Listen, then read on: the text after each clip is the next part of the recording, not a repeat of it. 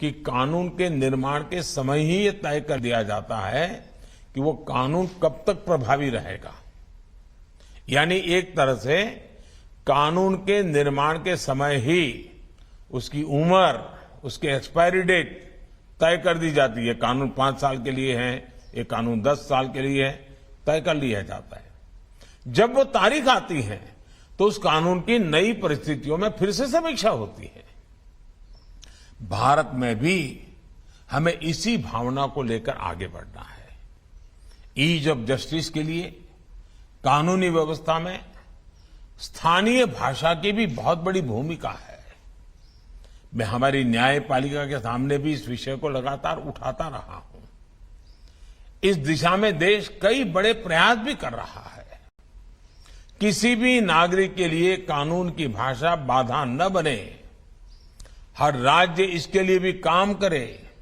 इसके लिए हमें लॉजिस्टिक्स और इंफ्रास्ट्रक्चर का सपोर्ट भी चाहिए होगा। और युवाओं के लिए मातृभाषा में एकेडमिक इकोसिस्टम भी बनाना होगा। लॉ से जुड़े कोर्सेज मातृभाषा में हो। हमारे कानून सहज सरल भाषा में लिखे जाएं। हाई कोर्ट्स और सुप्रीम कोर्ट के महत्वपूर्ण केसेस की डिजिटल लाइब्रेरी स्थानीय भाषा में हो। इसके लिए हमें काम करना होगा। इससे सामान्य मानवी में कानून को लेकर जानकारी भी बढ़ेगी और भारी भरकम कानूनी शब्दों का डर भी कम होगा।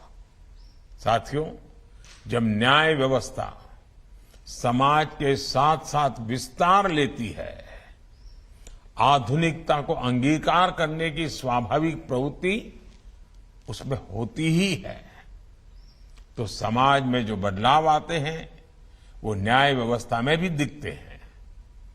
टेक्नोलॉजी किस तरह से आज न्याय व्यवस्था का भी अभिन्न अंग बन गई है, इसे हमने कोरोना काल में भी देखा है। आज देश में ई कोर्ट्स मिशन तेजी से आगे बढ़ रहा है।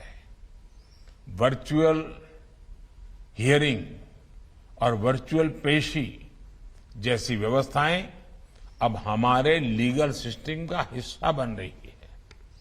इसके अलावा केस की ई फाइलिंग को भी बढ़ावा दिया जा रहा है। अब देश में 5G के आने से इन व्यवस्थाओं में और भी तेजी आएगी और बहुत बड़े बदलाव इसके कारण अंतर्निहित है, होने ही वाले हैं।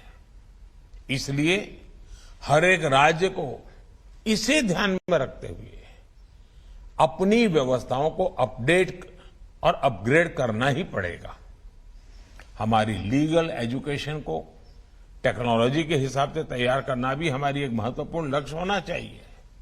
साथियों, समर्थ राष्ट्र और समृद्ध समाज के लिए संवेदनशील न्याय व्यवस्था एक अनिवार्य शर्त होती है। इसलिए मैंने हाई कोर्ट के मुख्य न्यायाधीशों की संयुक्त बैठक में अंडर ट्रायल्स का विषय उठाया था। मेरा आप सबसे आग्रह है कि केसों के स्पीडी ट्रायल के लिए राज्य सरकार द्वारा जो कुछ किया जा सकता है वो जरूर करें। विचाराधीन कैदियों को लेकर भी राज्य सरकारें पूरे मानवीय दृष्टिकोण के साथ काम करें ताकि हमारी न्याय व्यवस्था एक मानवीय आदर्श के साथ आगे बढ़े। साथियों, हमारे देश की न्याय व्यवस्था के लिए संविधान ही सुप्रीम है।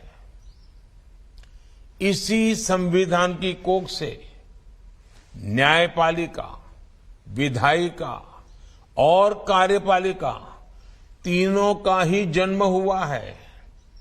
सरकार हो, संसद हो, हमारी अदालतें हो, ये तीनों। तो कानून में भ्रम नहीं होना चाहिए। प्रधानमंत्री नरेंद्र मोदी वर्चुअली देश के कानून मंत्रियों से संवाद कर रहे थे। उन्होंने बड़ी बातें कही हैं। कानून की भाषा सरल होनी चाहिए। न्यायपालिका पर भरोसा बढ़ना जरूरी है। स्वस्थ समाज के लिए मजबूत न्याय व्यवस्था जरूरी। प्रधानमंत्री नरेंद्र मोदी ने कानून मंत्रियों के साथ संवाद में ये तमाम बड़ी बातें कही हैं।